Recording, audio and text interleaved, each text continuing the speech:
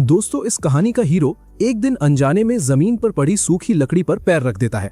लकड़ी टूट जाती है और अचानक उसका अजीब सिस्टम अनाउंस करता है कि उसने एक भयंकर ड्रैगन की पेटी बना दी है। भाई, ये क्या लॉजिक है? एक सूखी लकड़ी टूटने से ड्रैगन का टिकट कैसे कट गया? लगता है ये सिस्टम थोड़ा सस्ते नशे करके बैठा है। कहानी यही नहीं रुकती। इस लड़के ने एक आम से कॉकरोच को अपने हाथ के पिछले हिस्से से हल्का सा थप्पड़ मारकर पैक कर दिया। बदले में उसे एक तगड़ी डिवाइन स्किल मिल गई जिसका नाम था इमॉर्टल बॉडी। ये उल्टा लॉजिक देखकर खुद सिस्टम भी कंफ्यूज होने लगा कि उसके अंदर कोई और सिस्टम तो नहीं। दरअसल हीरो को एक पैरेलल वर्ल्ड में भेज दिया गया है जहां सब कल्टीवेशन प्रैक्टिस करते हैं, लेकिन दिक्कत यह है कि इसकी स्किल्स एकदम कचरा है। ऊपर से जो सिस्टम इसको मिला है वो पूरी तरह बेवकूफ है। वो हमेशा फालतू और गलत वार्निंग्स देता रहता है जिसका कोई सेंस नहीं बनता। एक दिन जब हीरो आराम से अपनी नींद पूरी कर रहा था, अचानक उसके दिमाग में सिस्टम की एक गूंजती हुई आवाज आई।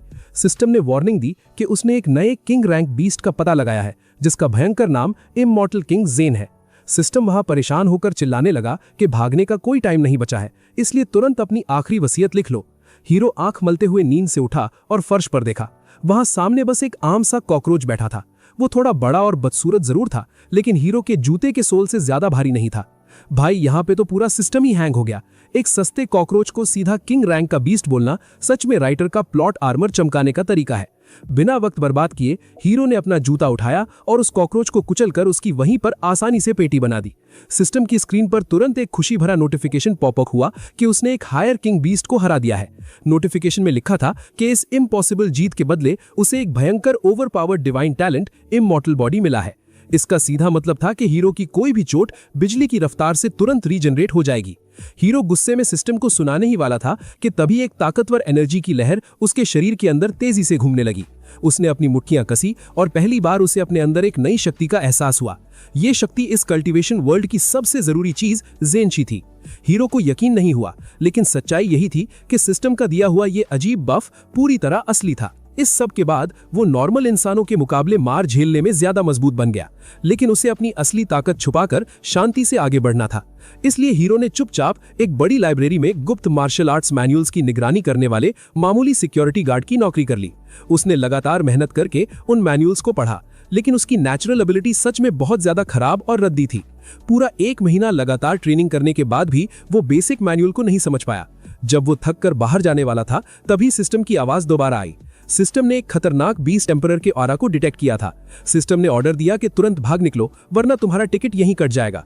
हीरो को हंसी आई और उसने सोचा, पिछली बार कॉकरोच को किंग रैंक बताया, इस बार जरूर कोई मच्छर होगा। लेकिन अचानक दुश्मन के स्टैट्स नजर आए। Race demonic orb of the purple soul, level yellow emperor, talent innate intelligence, hobby इंसानों के मार्शल आर्ट्स पढ़ना। ये डिटेल पढ़कर हीरो घबरा गया क्योंकि ये सच में एक बड़ी प्रॉब्लम लग रही थी। लेकिन किस्मत का खेल देखो, इस अनाड़ी गार्ड ने गलती से उस छोटे येलो एम्परर रैंक मॉन्स्टर को भी आसानी से कुचलकर पैक कर दिया। सिस्टम ने खुश होकर एक नया इनाम डिक्लेयर किया। रिवॉर्ड में हीरो को द 5 डिवाइन एलिमेंट्स और 20 साल का फ्री कल्टीवेशन मिल गया। एक ही झटके में वो सीधा ज़ीनचियन रेन तक पहुंच गया। पूरी जियांगसू शहर में लोग कहते थे कि वहां मुश्किल से 3 लोग ही ज़ीनचियन रेन तक पहुंच पाए थे। अब हीरो के पास खुद की रक्षा करने के लिए ठोस ताकत आ चुकी थी। थोड़ी देर बाद उसे याद आया कि पिछले रिवॉर्ड में उसे डिवाइन अंडरस्टैंडिंग नाम की एक और एबिलिटी मिली थी। जैसे ही उसने इसे सोचा, लाइब्रेरी ने पढ़े सारे मार्शल आर्ट्स का ज्ञान उसके दिमाग में तेजी से वापस आने लगा। The art of the sword of the light breeze हो या मार्च ऑफ द 7 स्टार्स, हर टेक्निक उसने परफेक्ट तरीके से मास्टर कर ली थी। ये गजब का चीट कोड एक इल्यूमिनेशन स्पेस की तरह काम करता था, जहां वो इंस्टेंटली सब कुछ सीख लेता था। इसके बाद उसके दिमाग में एक तगड़ा आइडिया आया। उसने खुद की एक मार्शल आर्ट्स टेक्निक बनाने का फैसला किया। वो लाइब्रेरी वापस गया और तलवारबाजी के मैनुअल्स पर फोकस करने लगा। कुछ ही दिनों की मेहनत के बाद उसने 10 कठिन स्वॉर्ड टेक्निक्स को मास्टर कर लिया।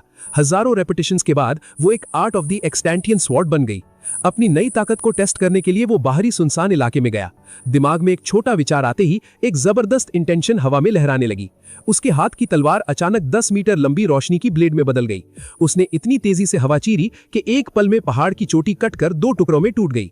इस ओवरपावर्ड टेक्निक का उसने नाम रखा a sword to open the doors of heaven. पहाड़ का वहां बिना बात ही टिकट कट गया, लेकिन उसने अचानक अपनी स्पाइन के पीछे एक खतरनाक ऑरा महसूस किया। उसने फटाफट अपनी नई मार्च ऑफ द 7 स्टार्स एबिलिटी को एक्टिवेट किया और फील्ड से भाग निकला। अगले कुछ दिनों तक उसने लाइब्रेरी में आर्म ड्यूटी करना जारी रखा। प्रॉब्लम यह थी कि वो पहाड़ वाली इंसिडेंट की स्टोरी पूरे शहर में तेजी से वायरल हो चुकी थी।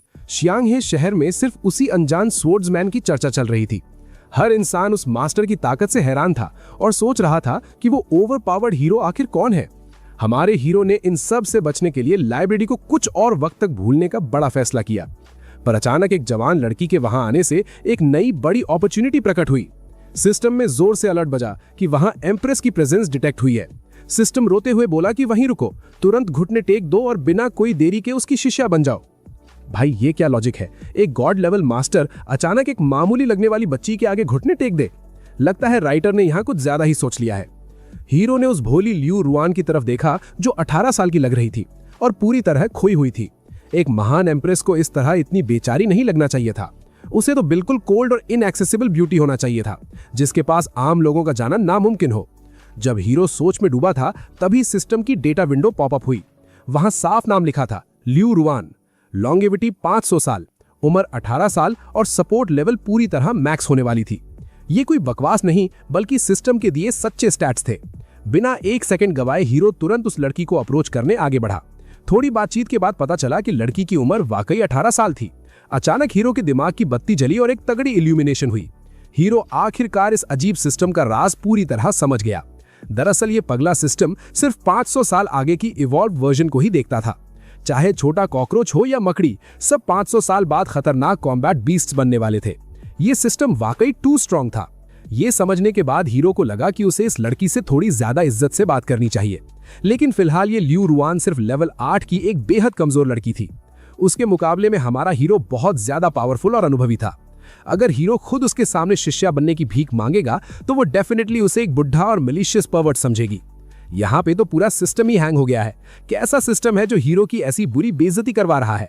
दूसरी तरफ हीरो उस तगड़े बॉस वाले महान रिवॉर्ड को कभी भी हाथ से जाने नहीं दे सकता था, इसलिए उसने चुपचाप उस लड़की का पीछा करना शुरू किया। वो ऐसी बेहतरीन अपॉर्चुनिटी की तलाश में था जहां वो बिना शक के अपना असर डाल सके। उसे ध्यान से ऑब्जर्व करते हुए पता चला कि लियू रुआन दरअसल एक कमाल की सोर्ड्समैन थी, जिसका मास्टर खुद मार्शल आर्ट्स एकेडमी का महान ओनर था। उसकी पूरी जनरेशन की सबसे बड़ी जीनियस वही लड़की मानी जाती थी। ये सिलसिला ऐसे ही चलता रहा जब तक हीरो उस पहाड़ की उस खास जगह तक नहीं पहुंचा जिसे उसने खुद अपनी तलवार से काटा था।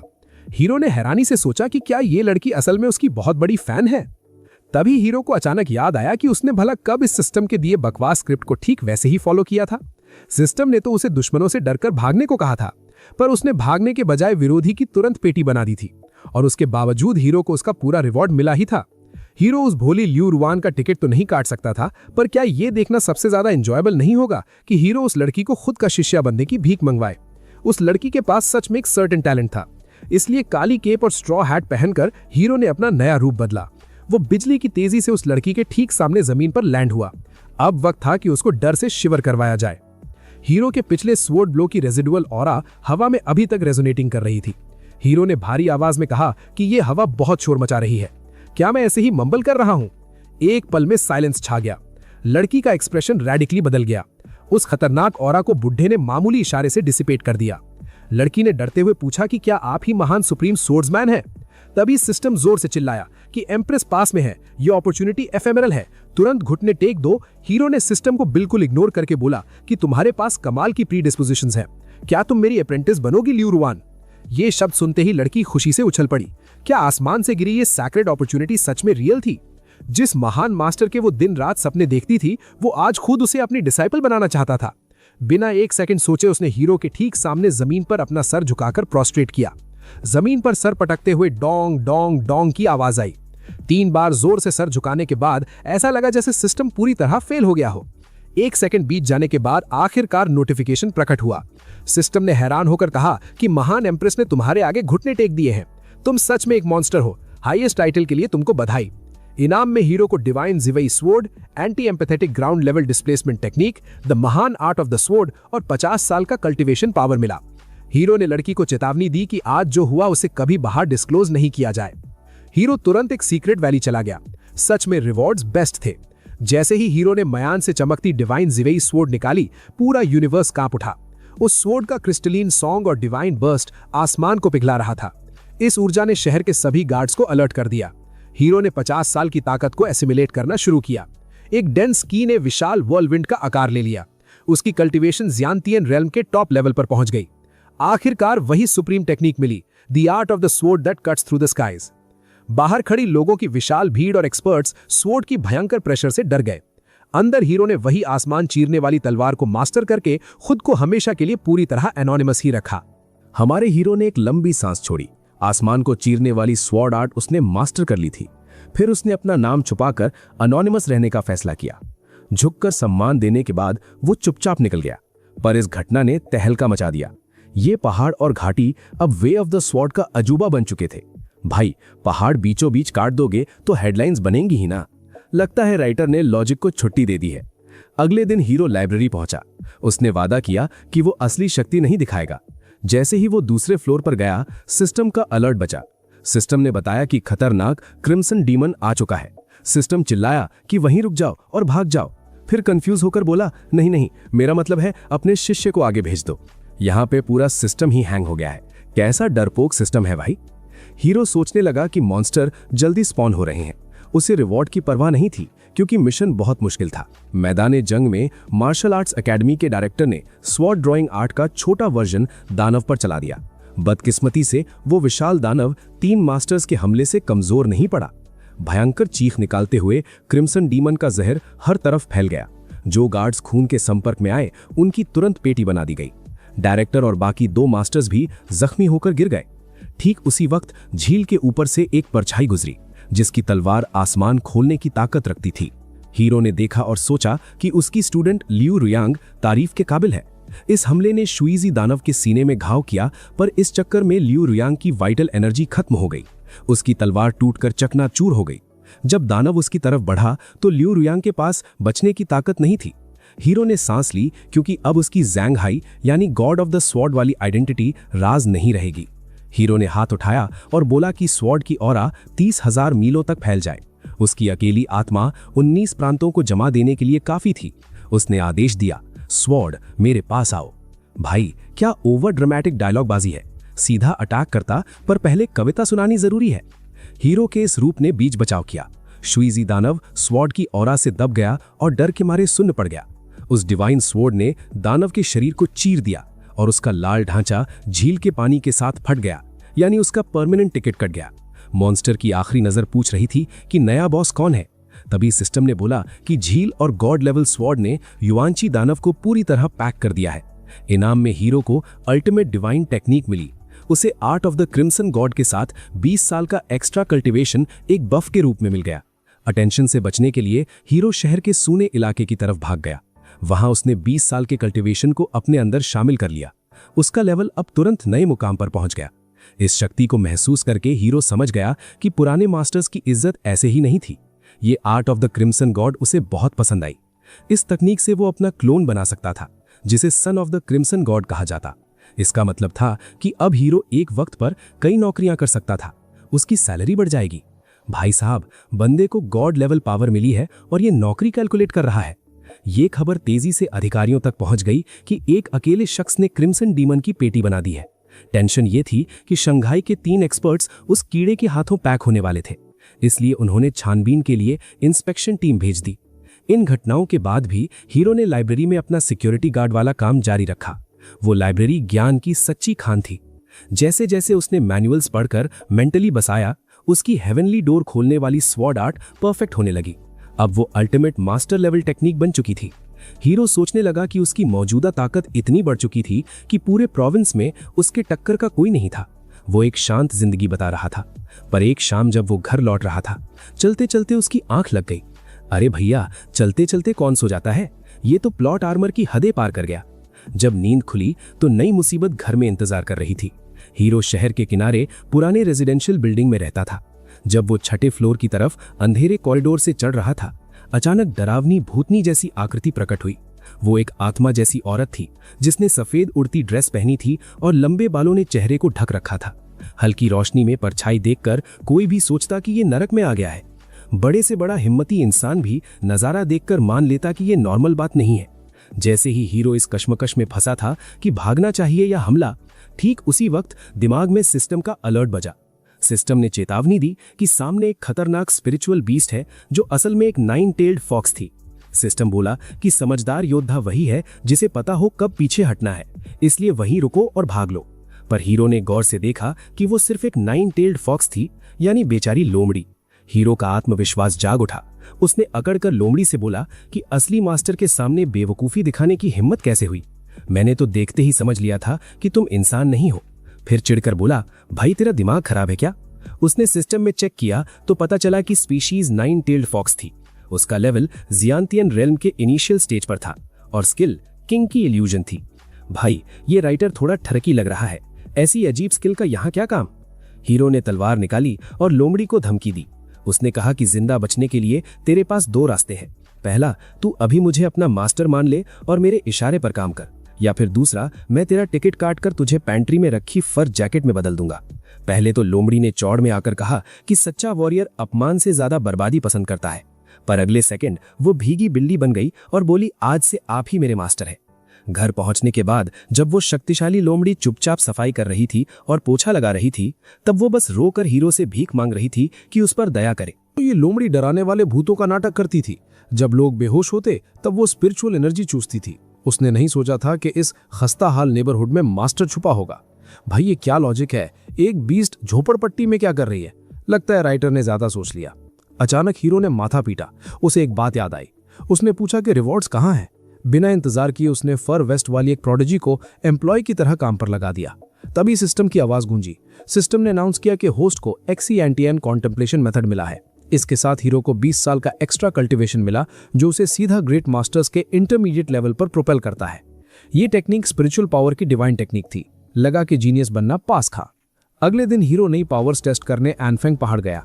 उसे उम्मीद नहीं थी कि वहां लियू रुयांग से मुलाकात होगी। उस वक्त ढलता हुआ ट्वाइलाइट छा गया था। वो अकेली और बेबस लग रही थी और उसकी टॉर्मेंटेड स्पिरिट को हीरो के डिवाइन स्टोन ने कैप्चर कर लिया था। हीरो को महसूस हुआ कि कुछ गड़बड़ है। उसकी ज़ेन-ची पूरी तरह क्योटिक और खाली हो चुकी थी।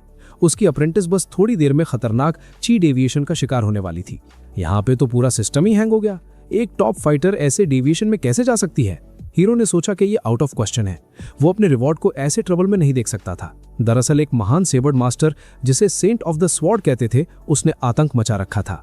ये मास्टर और डिसाइपल का डुओ एक मॉन्स्टर्स पावर रखता था और जहां जाते थे अनडिफीटेड रहते थे। शांगह शहर की बेहतरीन फाइटर लियू रुयांग को अब सेंट ऑफ द स्वॉर्ड के खतरनाक डिसाइपल का सामना करना था।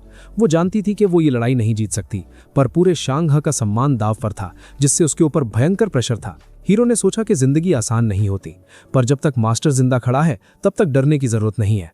ये सोचते हुए हीरो ने उंगली उठाई और सीधा लियू रुयांग की भौं के बीच रख दी। एक सेकंड में हीरो के दिमाग से सेबर की नॉलेज का फ्लो इंस्टेंटली उसके ओशन ऑफ कॉन्शियसनेस में ट्रांसफर हो गया। एक अर्थ लेवल की पावर के सामने ये छोटी मदद कुछ नहीं थी, पर यह लियू रुयांग के लिए काफी थी, जो बफ से स्टन रह गई थी। उसने घुटने टेके और 3 बार प्रोस्ट्रेट करके सम्मान दिया। उसके बाद लियू रुयांग ने घबराहट से बोलना शुरू किया। उसने चेतावनी दी कि मास्टर, आपको नए ग्रेट मास्टर से बचकर रहना चाहिए। सेंट ऑफ द स्वॉर्ड तांगबा का आने का असली मकसद यही है कि वो आपको प्रोवोक करे। हीरो ने हैरानी से पूछा कि क्या वो पागल हो गया है? भाई कैसा विलन है जो बिना रीजन हीरो के पीछे पड़ा है?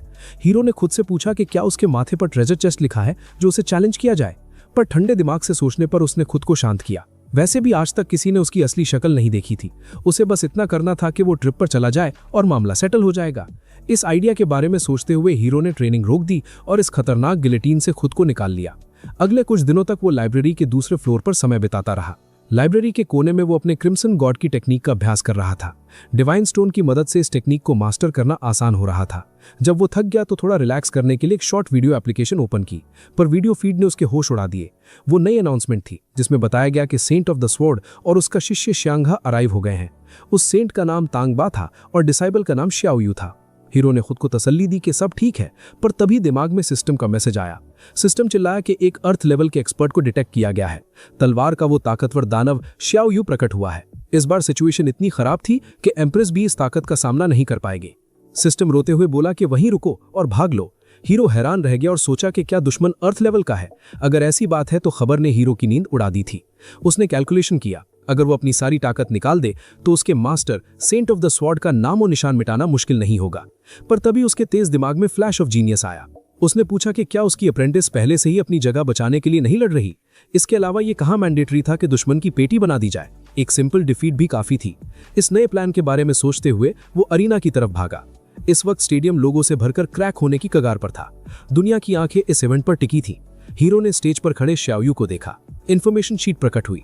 नाम श्याओयू, उम्र 517 साल, लेवल शांतियन, इनिशियल स्टेज, परफेक्ट। वो पिटाई के लिए बेकरार था। ठीक उसी पल स्टेज पर मौजूद लियू रुयांग और वो अहंकारी श्याओयू एक ही वक्त में अपना अल्टीमेट अटैक लॉन्च करते हैं। एक इंस्टेंट में उनकी चमकती ब्लेड्स एक दूसरे से दर्जनों बार क्लैश करती हैं। उन दोनों की खतरनाक और डेडली ऑरा जब उनकी ब्लेड मास्टरी के साथ कंबाइन होती है तो वो असल आर्ट ऑफ द स्वॉर्ड के पिनिकल को दर्शाती है। देखते ही देखते स्टेज पर हालात एक भयंकर फाइट में बदल जाते हैं, जहां दोनों एक दूसरे की पेटी बनाने के लिए बेकरार थे। लगातार दर्जनों राउंड लड़ने के बाद भी दोनों फाइटर्स ताकत में परफेक्टली इक्वल साबित हो रहे थे। उस तकराहट की वजह से दोनों फाइटर्स पहले से ही गहरे जख्मों से कवर हो चुके थे। तभी वहां एक वायलेंट एक्सप्लोजन होता है, जिसकी ताकत से दोनों टकराकर ऑपोजिट डायरेक्शन में रिट्रीट करते हैं। वो नया लड़का अचानक पागलों की तरह जोर जोर से हंसने लगता है, आसमान की तरफ देखकर रोड्स निकालता है और डार्क साइड में चला जाता है। उसकी तलवार से निकलने वाली ऑरा अब इनक्रेडिबली वायलेंट बन चुकी थी। ऐसा लग रहा था जैसे वो स्वॉर्ड्समैन मास्टर की सबसे सीक्रेट टेक्निक को वहां यूज करने वाला है, जिसका नाम है युआन ज्ञान गित्ज़वुन। ये वही अटैक है जिसे the sword that opens the doors of haven कहते हैं। हीरो की दी हुई ट्रेनिंग बेकार नहीं गई। लियू रुआन ने बिना डर के तलवार आग में झोंक दी। चमकती ब्लेड का रेडियस अनस्टॉपेबल था। वो सीधा शियोरयू के अहंकारी चेहरे की तरफ उड़ रहा था। अगले ही पल अरीना में विशाल एक्सप्लोजन गूंज उठा। टक्कर के असर से उड़ने वाली धूल ने पूरे डुअल अरीना को अपने घेरे में कवर कर लिया। कई मिनट बाद धूल छटी, तब दोनों फाइटर्स की सिलुएट विजिबल हुई। शियोरयू की तलवार टूट चुकी थी और वो घुटने के बल जमीन पर गिरा था। चेहरा पीला पड़ चुका था और वो खांस रहा था जैसे उसका टिकट कटने वाला हो। वहीं दूसरी तरफ लियू रुआन गर्व से खड़ी थी। उसने तलवार की नोक शियोरयू की भौहों के बीच पॉइंट की थी। जीत आखिरकार मुकम्मल हुई। दर्शकों की सीढ़ियों से कान फाड़ देने वाली चीख उठी। पूरा अरीना लियू रुआन का नाम पुकार रहा था। वहीं दूसरी तरफ हीरो अपनी सीट पर बिल्कुल आराम से कंफर्टेबल पोस्चर में बैठा था। उसे ज्यादा सोचने की जरूरत नहीं पड़ी। पता था कि बेवकूफ सिस्टम डर के मारे हैंग हो गया होगा। काफी देर बाद नोटिफिकेशंस की आवाज आई। सिस्टम ने अनाउंस किया कि होस्ट ने बिना पर्सनली इंटरवीन किए डिजिंग किंगडम्स के डीमन ऑफ द स्वॉर्ड को हरा दिया। सिस्टम बोला कि वहां लोग ज्यादा थे, इसलिए वो प्रोस्ट्रेट नहीं कर पाया। इनाम में सिस्टम ने हीरो को 100 साल का कल्टीवेशन दिया, जिससे वो डायरेक्ट ग्रैंड मास्टर किंगडम के टॉप लेवल पर पहुंच गया। साथ ही डिवाइन स्टेप्स की इची थियान या टेक्निक और श्वानतियन डांजिंग का वॉल्यूम रिसीव हुआ। हीरो ने सोचा आज बड़ी डील क्रैक कर ली। अपना लक्ष्य पूरा करके उसने देरी नहीं की। उसने रिवॉर्ड्स को असिमुलेट करने के लिए आइसोलेटेड जगह ढूंढी। 1 महीने में हीरो इनिशियल स्टेज से सीधा ग्रैंड मास्टर किंगडम के टॉप लेवल पर पहुंच गया। पर जब उसने डिजिंग किंगडम्स के खतरनाक मॉन्स्टर्स के बारे में सोचा तो लगा कि कल्टीवेशन का रास्ता लंबा और ऑब्स्टिकल से भरा है। लेकिन जिस चीज ने सबसे ज्यादा इंट्रीग किया वो था श्वानतियन डांजिंग का वॉल्यूम। इस पैरेलल वर्ल्ड में एल्केमिस्ट्स किसी 5 टांग वाली भेड़ जितने रेयर थे। हीरो ने दिमाग लगाया कि अगर वो रेयर एल्केमी स्किल को स्पेस ऑफ अवेकनिंग के साथ कंबाइन कर ले तो पावर एक्सप्लोड होकर आसमान छू लेगी। अगले दिनों तक हीरो ने स्पेस ऑफ अवेकनिंग के अंदर घुसकर एल्केमी सीखने पर फोकस किया, पर यह बड़ा सिरदर्द था। जब हीरो फ्रेश हर्ब्स तोड़ने का सोच रहा था, फोन पर लाइव ब्रॉडकास्ट की नोटिफिकेशन आई। वीडियो में बता रहे थे कि प्रेरीज का स्वॉर्ड्समैन मास्टर टांग बा अनफेंग पहाड़ पर जैंग हाई को चैलेंज कर रहा है। हीरो ने सोचा उसे रिवॉर्ड मिल चुका है, इसलिए इस मैटर में मिक्स होने का मन नहीं था। पर टांग बा की गालियां अब सच में अनबेरेबल हो चुकी थी। खबर थी कि यह पिछले कई दिनों से चल रहा था। हीरो सोचने लगा कि वो कब तक इससे बचेगा। तभी लाइव फीड में एक जानी पहचानी सिलुएट गुजरती दिखी। वो उसकी लॉयल शिष्या लियू रुआन थी। लियू रुआन ने टांग बा की आंखों में देखकर कड़े शब्दों में इंसल्ट करना शुरू किया। लियू रुआन बोली कि टांग बा के कर्म यंग जनरेशन के लिए एक सबक है। उसकी नजर में टांग बा सस्ता जोकर था। लियू रुआन की बातें डेवास्टेटिंग क्रूएल्टी से कम नहीं थी। टांग बा पहले ही फेड अप था और सबके सामने ह्यूमिलिएट होने पर चेहरा रेत से पीला पड़ गया। अगले सेकंड उसकी तलवार लियू रुआन की तरफ पहाड़ गिरने जैसी भयंकर ताकत से फेंकी गई। इस सडन अटैक से लियू रुआन पूरी तरह पैक होने की हालत में गिर पड़ी। भाई ये कैसा घमंडी बुड्ढा है, छोटी बच्ची पर इतना भयंकर हमला। ये लड़की लॉयल जरूर थी पर विस्टफुलनेस की कमी थी। जिस पल शॉकवेव लियू रुआन का टिकट काटने वाली थी, वहां की स्पेस अचानक ट्विस्ट होने लगी। वॉइड को चीरते हुए एक ब्लैक सिल्वेट प्रकट हुआ और लियू रुआन के सामने खड़ा हो गया। हीरो ने दुश्मन को घूरा। इस पुराने डेब्रेस ने हीरो के रिसोर्स सोर्स की पेट्टी बनाने की हिम्मत कैसे की? बुढ़े ने आज अपना डेथ वारंट खुद साइन कर लिया। टांग बा की नजरें हीरो पर पड़ी। आंखें इंसेन और आर्डर वाली फाइट के लिए जलने लगी। दोनों की ब्लेड्स के क्लैश की वजह से मौसम में खतरनाक मीटियोरोलॉजिकल अनोमली ट्रिगर हो गई। एक पियर्सिंग रंबल पैदा हुआ। ब्राइट लाइट में नहाई डिवाइन तलवार हीरो के मजबूत हाथ में प्रकट हुई। हीरो जल्दी में था, तय किया मैटर खत्म करने के लिए एक ब्लो काफी होगा। उसने घुटनों को सेमी क्रॉलिंग पोजीशन में तेजी से बेंड किया। वो साइड घूमा, ताकत एक्यूमुलेट की और जिवई तलवार की गार्ड पे हाथ रखा। अचानक हीरो ने खतरनाक अटैक स्काई ब्रेकिंग डिसएंगेजमेंट हवा में छोड़ दिया। इस टेक्निक ने एक ही पल में अनंत और मर्डरस इंटेंट को कंडेंस कर दिया। ये देखकर अहंकारी टांग बा का चेहरा डर से डिकम्पोज हो गया। टांग बा ने तुरंत आखिरी बचाव टेक्निक अनलीश की, जो परफेक्टली मास्टर की हुई कन्वर्जन्स ऑफ 10,000 ब्लेड्स थी। उसके शरीर से भयंकर ऑरा निकलकर आसमान में फैलने लगी। आसमान में तलवारों की मिरियाड स्वर्ल करने लगी। दृश्य टेरिफाइंग था, जैसे काले बादलों ने आसमान कवर कर लिया हो। एक तरफ तेज मूवमेंट और दूसरी तरफ शांत इमोबिलिटी से स्ट्राइकिंग कॉन्ट्रास्ट बन गया। टांगबा ने 2 उंगलियां जोड़ी और स्वॉर्ड एनर्जी की विशाल नदी बहने लगी, किसी कैटेक्लिज्म की तरह जहां आसमान और समुद्र कोलैप्स कर रहे हो। उसी पल हीरो का हाथ दुश्मन के रिंकल्ड व्रिस्ट पर पड़ा। डैजलिंग स्वॉर्ड लाइट चमकी, जिसने पहाड़ों और नदियों को भयंकर शक्ति से दबाकर पूरी साइलेंस में रिड्यूस कर दिया। दोनों तरफ की स्वॉर्ड एनर्जी की लहरें एक दूसरे से एक डेफिनिंग क्रैक के साथ टकराईं। वो टक्कर किसी घंघोर थंडर जैसी पावरफुल थी। एक ही पल में एक भयंकर ब्लाइंडिंग लाइट स्टेडियम में चमकी, जिसने सबकी आंखें चौंधिया दी। उस लाइव डायरेक्ट ब्रॉडकास्ट की कैमरा फीड पूरी तरह सफेद पड़ गई। ऐसा लगा जैसे स्क्रीन पर किसी ने सफेद पर्दा डाल दिया हो। वहां मौजूद सारे स्पेक्टेटर्स डिलीरियम में थे और खुशी से झूम रहे थे। कुछ देर बाद आखिरकार धूल ने वहां से हटना शुरू किया। अब लोग उस तबाह हो चुके बैटलफील्ड को साफ देख सकते थे। भाई, ये क्या लॉजिक है? एक मामूली तलवार की टक्कर से पूरा ब्रॉडकास्ट सिस्टम हैंग कर दिया। पहाड़ की चोटी और रिच खंडर में तब्दील हो चुकी थी। वो घाटी बुरी तरह रेज हो चुकी थी और इस तबाही के बीच हमारा हीरो आराम से हेवन और अर्थ के बीच खड़ा था। उसकी शक्तिशाली डिवाइन स्वॉर्ड खुशी से वाइब्रेट कर रही थी। वहीं दूसरी तरफ अहंकारी टांगबा हवा में फ्लोट कर रहा था, लेकिन उसके होठों के कोने से गहरे लाल निशान बह रहे थे। बुड्ढे का चेहरा डर के मारे पीला पड़ चुका था। उसके हाथ की खास तलवार राख में बदलकर उठ चुकी थी। तलवार का सिर्फ छोटा सा गार्ड बचा था। टांगबा ने कांपती आवाज में आखिरकार हार मान ली। उस थके हुए बुड्ढे की आंखों से चमक हमेशा के लिए जा चुकी थी। उसने देखा कि कैसे तलवार की धूल उंगलियों के बीच से डिस्पर्स हो रही है। यह साफ था कि दोनों फाइटर्स सेम लेवल पर नहीं थे। ये टांगबा के लिए टोटल ह्यूमिलिएशन थी। यहां पे तो बुड्ढा सीधा जमीन पर आ गिरा, पूरा सिस्टम ही हैंग हो गया। हमारे हीरो के दिमाग में एक बात चल रही थी। उसे इस एपिक फाइट के बाद माइनर रिवॉर्ड तक नहीं मिला। ये लड़ाई बेकार थी। अपनी स्टूडेंट ल्यू रुयान से बात करने और इंस्ट्रक्शंस देने के बाद हीरो वहां से लौटने की तैयारी कर रहा था। जाते जाते उसने बुड्ढे पर टॉन्ट मारा। हीरो ने कहा कि बुड्ढे, तुमने लगातार दिनों तक मेरी बेइज्जती की थी। अब जब मैं जा रहा हूं तब बेहोश होकर गिर मत जाना। हीरो की बची हुई इमेज धीरे धीरे डिसिपेट होने लगी और स्टारलाइट की तरह चमकी। डिसिपेट होने से पहले असली सच बाहर आया। टांगबा का चेहरा अचानक डर से फ्रीज हो गया। बुड्ढे की आंखें फटी रह गईं जब पता चला कि वो सिर्फ एक क्लोन था। भाई, क्या चल रहा है? सामने वाले ने अपनी पूरी ताकत लगा दी और ओवरपावर्ड हीरो ने टाइम पास के लिए क्लोन भेज दिया। बुड्ढे ने हैरानी से सोचा कि क्या वो सच में क्लोन था। असल स्वॉर्ड गॉड की मेन बॉडी अपनी जगह से हिली तक नहीं थी। टांगबा ने रोते हुए सोचा कि उसने पूरी जिंदगी का अनुभव लगा दिया, फिर भी एक क्लोन को टक्कर नहीं दे पाया। कंफ्यूजन, टेरर और शर्मिंदगी दिमाग में घूमने लगी। अजीब केओटिक थॉट्स का तूफान उठने लगा, जिसकी वजह से पूरा सर चकराने लगा। वो डेज में फंस गया और रेज तेजी से बढ़ रहा था, जिसने उसे आपा खोने पर मजबूर कर दिया और मुंह से लाल लिक्विड बाहर आया।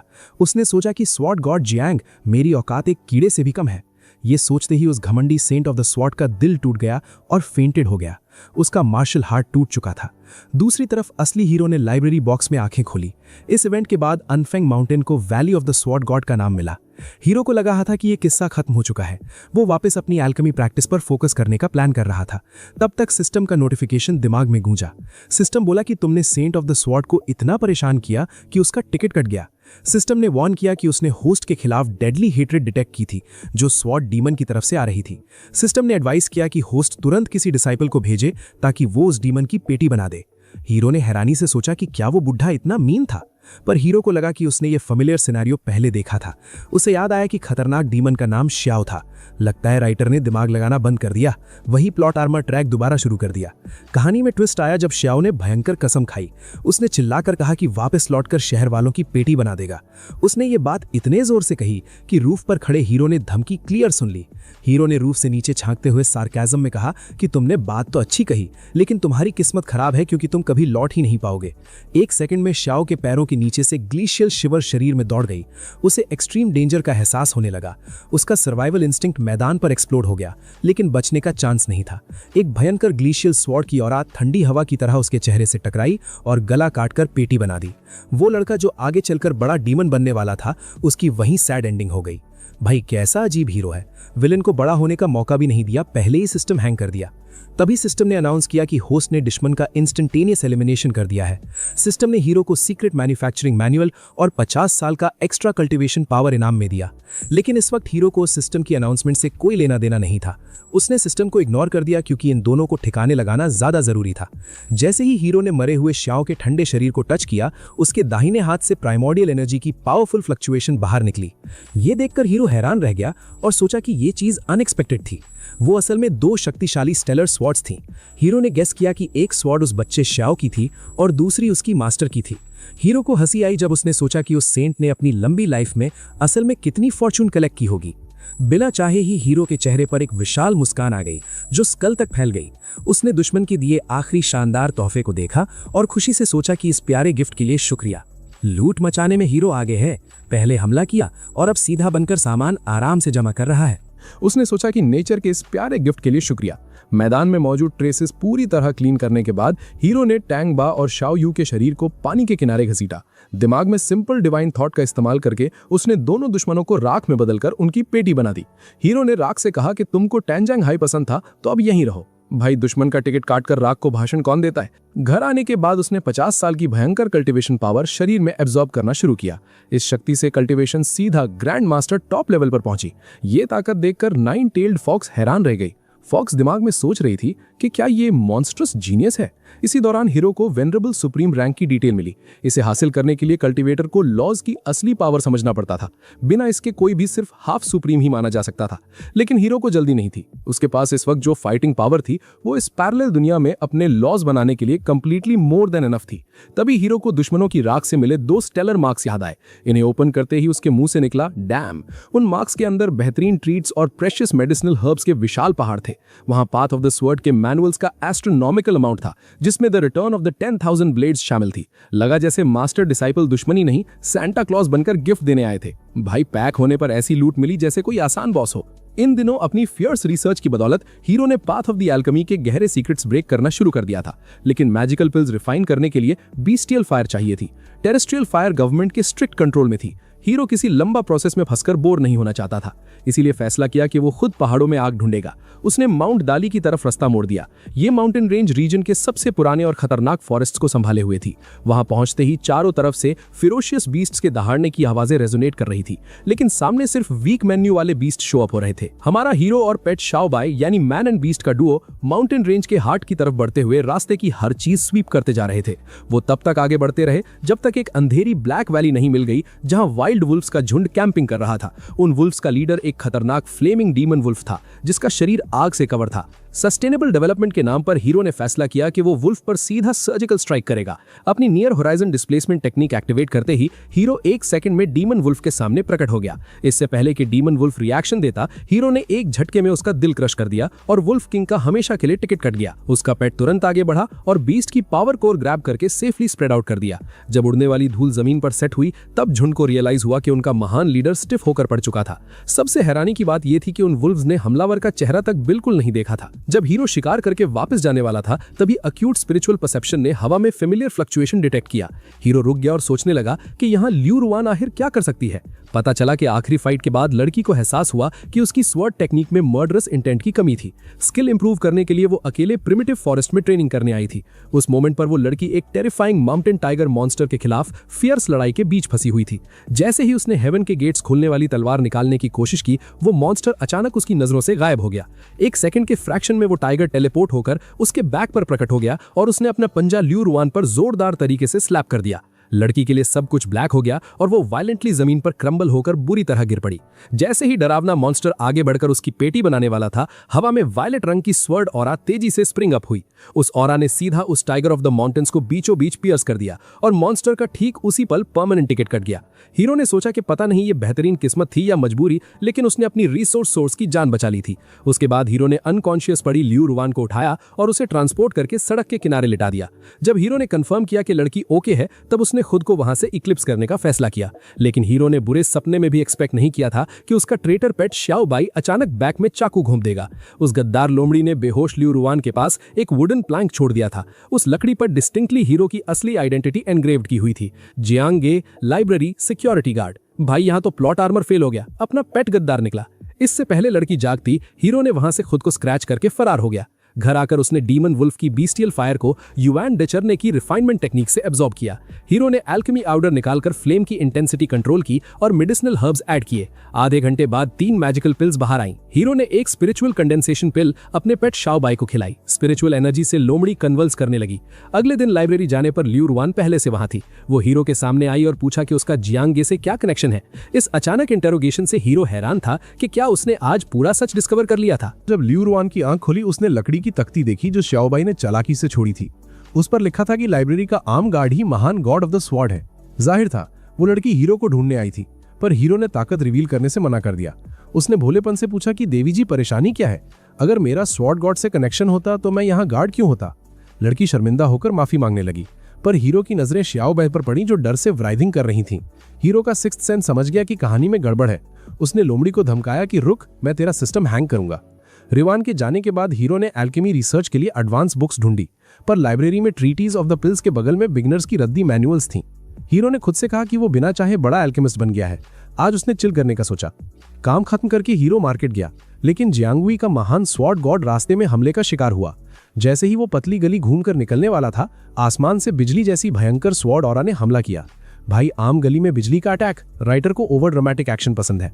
हीरो ने सोचा कि ग्रेट मास्टर के सामने सेबर चलाने की ऑडेसिटी किसने की, पर जिस पल हीरो ने हाथ से ऑरा को डिसिपेट किया, उसे गड़बड़ लगी। अगले सेकंड खतरनाक अटैक के पीछे से लॉयल डिसाइपल लियू रुआन प्रकट हुई। सामने आते ही वो बोली कि वो स्वॉर्ड वॉर्ड की डिसाइपल है और ये मास्टर की निशानी है, मुझे ढूंढने भेजा गया है। हीरो समझ गया कि हाइड एंड सीक बंद करना बेहतर है। नाटक करते हुए बोला कि वो बड़ा भाई और पहला डिसाइपल है। लियू रुआन खुश होकर बोली, मिलकर खुशी हुई। फिर हीरो ने पूछा कि मास्टर ने रास्ता कैसे बताया। जब नजर लकड़ी की प्लेट पर पड़ी तो शक यकीन में बदल गया। उसने तीखी नजर गद्दार लोमड़ी शाओबाई पर डाली, जो पसीने से भीगी थी। हीरो चिल्लाया, तू मजाक कर रहा है? आज तेरी पेटी बनेगी। लियू रुआन को भेजने के बाद हीरो घर लौट आया। एक झटके में उसने पूरे कमरे को डार्क स्पेस से एंगल्फ कर दिया। उस खतरनाक ऑरा को देखकर शाओबाई की पैंट गीली हो गई। वो रोटलू हाथ जोड़कर चिल्लाया, मास्टर एक्सप्लेन करने दीजिए। पर हीरो ने उसकी विस्पर्स नहीं सुनी। बिना रहम खाए हीरो ने लोमड़ी की आत्मा पर एक स्पिरिचुअल मार्क जबरदस्ती इंपोज कर दिया। इस बफ के बाद उसकी सारी इंटीमेसी खत्म थी। अब अगर लोमड़ी गद्दारी सोचती तो हीरो को महसूस होती। इस सजा से शाओबाई जमीन पर बुरी तरह कोलैप्स कर गया। तभी सिस्टम का नया अलर्ट बजा।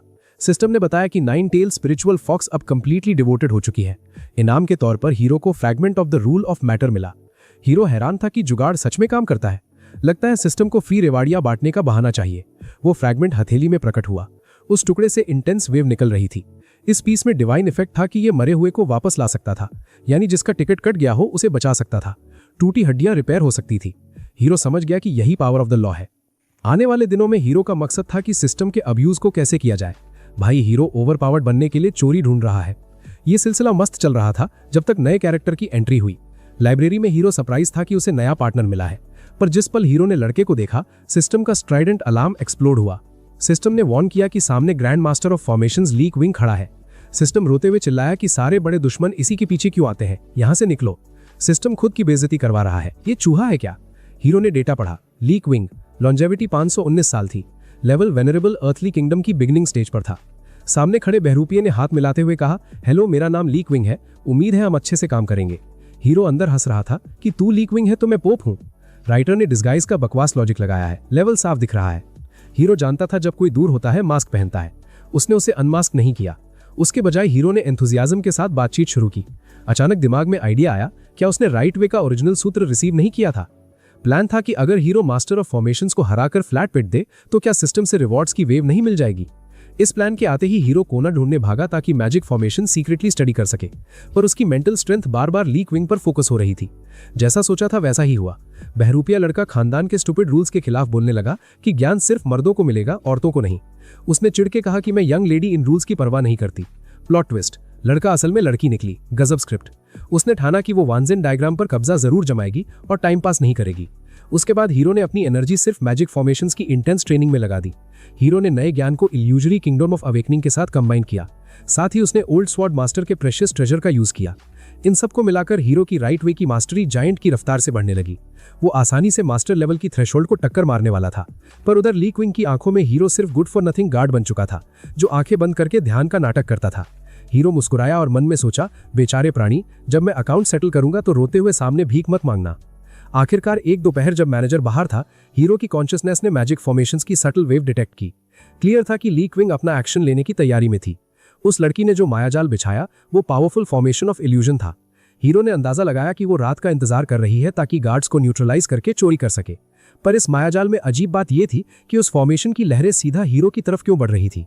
असल में बात यह थी कि ये भोली भाली और बेवकूफ लड़की हीरो को सिर्फ एक आम सा कमजोर गार्ड समझने की सबसे बड़ी भूल कर बैठी थी। उसे सच्चाई का बिल्कुल भी अंदाजा नहीं था कि वो असल में खुद ग्रेट रिफ्लेक्शन वाले महान गॉड ऑफ द स्वॉर्ड को सीधा चुनौती दे रही है। वो अहंकारी लड़की अपनी सबसे ताकतवर फॉर्मेशन की असली पावर को उस रात चोरी से ठीक पहले आम हीरो पर ही टेस्ट करना चाहती थी। अचानक बिना किसी आवाज के हीरो के ठीक आसपास की सारी नॉर्मल स्पेस तुरंत ही एक टेरिफाइंग हेल जैसी बेहद डरावनी और खतरनाक जगह में तब्दील हो गई। भाई ये क्या लॉजिक है? एक आम गार्ड को रास्ते से हटाने के लिए इतनी मास्टर लेवल और भयानक टेक्निक पूरी तरह से वेस्ट कर रही है। हीरो ने अपने मन में हैरानी से सोचा कि यह सच में बहुत ही अजीब और पागलपंती वाली बात है। तुम सीधा मैदान में सबसे शक्तिशाली इंसान पर सबसे पहले हमला करने की बेहुदी हिम्मत कर रही हो। पर हीरो ने ठीक अगले ही सेकंड उसके उन सारे छोटे मोटे और बेकार ट्रिक्स को एक ही पल में पियर्स करके पूरी तरह से कचरा साबित कर दिया। हीरो ने अपनी शक्तिशाली डिवाइन स्टोन का असरदार इस्तेमाल करके ली किंग की असली लोकेशन को उस इल्यूजनरी फॉर्मेशन के बनने से बहुत पहले ही एक्यूरेटली लोकेट कर लिया था। और जब वो लड़की वहां दूर अंधेरे में खड़ी अभी भी अपने सुनहरे सपनों में खोई हुई थी और आने वाली जीत की खुशी में आराम से झूम रही थी, ठीक तभी हीरो ने चुपचाप मुस्कुराते हुए अपने हाथ से एक बेहद मामूली सा इशारा किया। हाथ को ठीक से हल्के से हिलाते ही वहां की सारी हवा में डिवाइन कॉन्शियसनेस की एक बेहद भयानक और ताकतवर लहर तेजी से उठी और वो पूरा डरावना इल्यूजरी नरक किसी पतले और कच्चे शीशे की तरह टूटकर हवा में उड़ गया। ये बिल्कुल नामुमकिन सा अजीब नजारा देखकर ली किंग की पूरी हालत खराब हो गई और उस जोकर जैसी अहंकारी लड़की की लोअर जॉ तुरंत जमीन पर आकर धड़ से गिरी। उसे बिल्कुल भी ठीक से समझ नहीं आ रहा था कि एक रद्दी सा आम लाइब्रेरी गार्ड उसकी सबसे ताकतवर और लाजवाब मास्टर लेवल फॉर्मेशन को आखिर इतनी आसानी से आखिर कैसे तोड़ सकता है। इसके अलावा शक्तिशाली हीरो ने वहां से दूर खड़े रहकर उसके होंठ पढ़कर उसका असली मैसेज भी बिना सुने समझ लिया था। हीरो ने गुस्से में तीखा टॉन्ट मारा कि अगर तुम्हारी घटिया टेक्निक में इतनी बड़ी गड़बड़ है तो जाओ और ठीक से जाकर अपनी ट्रेनिंग करो, और अगर तुम छोटी सी सस्ती हार के बाद रोने वाले हारे हुए खिलाड़ी हो तो ऐसे गेम में आओ ही मत। तभी अचानक से हीरो के दिमाग में तेजी से चमक उठी और बढ़िया सिस्टम की जोरदार आवाज आई। सिस्टम ने हैरानी से चिल्लाते हुए जोर से कहा कि हे भगवान, यहां बैठकर होस्ट ने बिना कोई बड़ी मेहनत किए the great master of formations को हाथ के एक छोटे से इशारे से अपना कूल पूरी तरह से खोने पर मजबूर कर दिया है। सिस्टम ने बहुत ज्यादा तारीफ करते हुए कहा कि यह बेहद शानदार और वाकई में एक लाजवाब काम था। हमारे ताकतवर होस्ट को इस लाजवाब और भयानक काम के लिए बहुत बड़ी बधाई हो। इनाम के रूप में बढ़िया हीरो को fragment of the law of thunder और उसके ठीक साथ ही 7 stars of the great bear की बेहतरीन और कीमती डायग्राम प्राप्त हो चुकी है। इस शानदार और मैजिकल बफ को देखकर हीरो खुशी से झूम उठा। हीरो ने पूछा कि तुम्हारा ये बचकाना और छोटा सा नाटक आखिर क्या है? तुम आखिर इस बंद लाइब्रेरी के तीसरे फ्लोर पर ऐसी अंधेरी रात में क्या ढूंढ रही हो? हीरो ने थोड़ा गुस्से और बेहद भारी सार्काज़म में हंसते हुए उससे जोर से पूछा कि आखिर छोटा अस्पताल खुद रस्ते की चैरिटी का मजाक कैसे उड़ाएगा? हीरो के इस लगातार चलने वाले मशीन गन जैसे निकलने वाले कठोर सवालों की बारिश के सामने वो घमंडी ली किंग पूरी तरह से हेल्पलेस और बेबस थी। खोखले आम गेम्स और मजाक छोड़कर वो बेचारी लड़की शर्म और डर के मारे एक साथ मिलाकर ठीक 2 शब्द भी नहीं बोल पा रही थी। इससे पहले कि हीरो शांति से बैठकर अपना नाश्ता खाता, गुस्से से भरी हुई अहंकारी ली किंग हवा की तरह तेज उड़ती हुई वहां अचानक पहुंची और ठीक सामने आकर भोली रुयान का हाथ पकड़कर उसे वहां से दूर घसीट ले गई। हीरो ने अपनी चाल चलते हुए आराम से एक ताकतवर स्पिरिचुअल स्टोन का तुरंत इस्तेमाल किया ताकि दूर खड़े होकर भी दोनों की आपस की सीक्रेट बातें ठीक से सुन सके।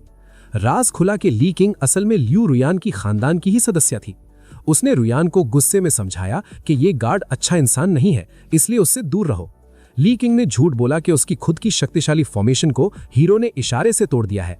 ये बातें सुनकर रुयान को लगा कि मास्टर चाहते हैं कि वो इस शांत गार्ड जैसी एल्डर वाली मेंटालिटी रखे। अगले दिन ली किंग ने हीरो को गुस्से में आकर सीधा मौत जैसा चैलेंज दे दिया। अगर वो जीती तो हीरो शहर छोड़ देगा, वरना वो झुककर उस हीरो को मास्टर मान लेगी। मैदान पर आते ही लड़की ने एम्बुश एक्टिवेट कर दिया। हीरो ने उंगलियों से हवा में सर्कल्स ड्रॉ किए। वहां विशाल ग्रेट फॉर्मेशन ऑफ एक्सॉर्सिज्म प्रकट हुई, जिसका रंग गहरा लाल था। एक डेफनिंग डेटोनेशन आई और ली किंग की बेकार फॉर्मेशन गीले कागज की तरह डिसइंटीग्रेट हो गई। लड़की शॉक्ड थी। ये नज़ारा उसके लिए बेइज्जती जैसा था, क्योंकि अब उसे इस रद्दी गार्ड को हमेशा अपना महान मास्टर ठीक से और इज्जत के साथ हमेशा कहना पड़ेगा। भाई यहाँ पे इस नाटकबाज लड़की का वो विशाल और खोखला घमंड पूरी तरह से आकर सीधा मिट्टी वाली जमीन पर बुरी तरह से गिरकर हमेशा के लिए पूरी तरह से चकनाचूर हो चुका है। लीकिंग ने नहीं सोचा था कि वो इतनी बुरी तरह हार जाएगी। जैसे ही उसे हार का एहसास हुआ, उसकी हालत ऐसी हुई जैसे उसने जहर खा लिया हो। ये दुनिया पलट जाने जैसा था। अजीब बात थी कि अब वो रुयान को बड़ी बहन जैसी कैडेट बुला रही थी और लीकिंग को आम गार्ड यानी हीरो को मास्टर बुलाना पड़ेगा। भाई क्या लॉजिक है। ओवरपावर्ड बनने के चक्कर में राइटर ने सिस्टम हैंग कर दिया। शर्म से लीकिंग का चेहरा पीला पड़ गया। बड़ी मुश्किल से कपकपाते होठों से एक बैरली ऑडिबल आवाज निकली जिसमें उसने मास्टर कहा। तभी सिस्टम की आवाज गूंजी। सिस्टम बोला कि बेहतरीन काम है, एक ग्रेट मास्टर ऑफ फॉर्मेशंस डर कर तुमको मास्टर बुला रही है। सिस्टम चिल्लाया कि होस्ट डिविनिटी की तरह है। इनाम में हीरो को रूल्स का फ्रैगमेंट मिल गया। ये रिवॉर्ड देखकर हीरो के होठों पर शातिर मुस्कान आई, जिसे रोक पाना तूफान को रोकने से मुश्किल था। हीरो का एरोगेंट रूप देखकर डर के मारे लीकिंग के मुंह से डिस्पेयर की चीख निकली। बिना पीछे मुड़े वो जान बचाकर भाग निकली। घर आकर हीरो ने नए फ्रैगमेंट को बाहर निकाला। ये ताकतवर एक्सटियन सीधा जाउटियन को गाइड करता है और भयंकर ट्रांसफॉर्मेशंस एनकंपस करता है। वज्रे के महान राजा और जैंगियान की मदद से हीरो ने the 7 stars of the great bear की अल्टीमेट फॉर्मेशन डिप्लॉय कर दी। इस फॉर्मेशन में सेलेस्टियल आई को परफेक्ट गाइड और स्टार्स को फाइनल पॉइंट की तरह इस्तेमाल किया जाता था। राइटर साहब, एस्ट्रोलॉजी चल रही है या एनिमे? लगता है सिस्टम किसी पंडित ने बनाया है। इस पनिशमेंट वाली फॉर्मेशन के आगे सुप्रीम किंगडम का कोई एक्सपर्ट आ जाए तो बचने का चांस नहीं था। हीरो खुश था क्योंकि सर्वाइवल इंश्योर करने के लिए मास्टर कार्ड मिल चुका था। अगले दिन जब हीरो लाइब्रेरी पहुंचा तो लगा कि शर्म के मारे लीकिंग वहां से रिजाइन कर देगी, पर वो बेशर्मों की तरह डायरेक्टर के साथ खड़ी थी। हीरो उनकी प्राइवेट बातचीत सुनकर सरप्राइज हुआ। ये वही लीकिंग थी जिसे सेक्रेड रिलेशनशिप्स बनाने में स्ट्रगल करना पड़ता था। पता चला कि लाइब्रेरी का डायरेक्टर दरअसल उसका सगा बाप था। भाई यहाँ पूरी लाइब्रेरी इनके खानदान की निकली। प्लॉट आर्मर अलग लेवल पर है। दोपहर का समय आया। जब हीरो नैप ले रहा था, किसी ने हाथ पर टैप किया। पीछे घूमकर देखा तो हैरानी की हद नहीं रही। लीकिंग गुस्सा भूलकर हनीड आवाज में उसे प्यारा सा मास्टर बुला रही थी। पिछली रात उसने रुयान को हैरस करके सच्चाई निकलवाई। उसे फेक आइडेंटिटी पता चल गई कि hero God of the sword का मार्शल ब्रदर है। लेकिन चालाक लीकिंग ने किसी को नहीं बताया कि वो ऑफिशियली हीरो की डिसाइपल बन चुकी है। उसने मासूमियत से पूछा कि मास्टर, क्योंकि मैं स्कूल में ऑफिशियली शामिल हो चुकी हूं तो क्या मुझे ग्रैंड मास्टर से मिलना नहीं चाहिए? हीरो ने ठंडी आवाज में कहा कि वो ग्रैंड मास्टर यहां नहीं है, उसे नहीं पता कि वो कहां है। ये ब्लडी जवाब सुनकर फिर से लीकिंग स्पीचलेस होकर खड़ी रह गई। ठीक उसी मोमेंट भोली ल्यू रुयान वहां हीरो से आर्ट ऑफ द स्वॉर्ड पर एडवाइस लेने आई। ये परफेक्ट वक्त था। हीरो ने दिल में स्क्रीम किया, क्योंकि अब वक्त आया था कि प्यारी कैडेट को नए डिसाइपल से इंट्रोड्यूस करवाए। हीरो ने शैतानी मुस्कान से पुकारा कि लीकिंग इधर आओ और मार्शल आर्ट को ग्रीट करो। भाई, हीरो ने लड़की की बेइज्जती करके टिकट काट दिया। ये सुनते ही लीकिंग शर्म से ऐसी लाल हुई कि वो गायब होना चाहती थी। सिर्फ 2 दिन पहले उसने दूसरों को हीरो से हमेशा दूर रहने की बातें सिखाई थी और आज खुद उसकी डिसाइपल बन चुकी थी। ये मेंटल टॉर्चर चल रही थी। इस घटना ने भोली ल्यू रुयान को भी कंफ्यूज कर दिया। रुयान ने हैरानी से पूछा कि ये क्या चल रहा है। हीरो ने बीच में बात बनाते हुए कहा कि कैडेट सुनो, जब ये लीकिंग जुड़ना चाहती थी, इसके दिल की फीलिंग्स सिंसियर थीं।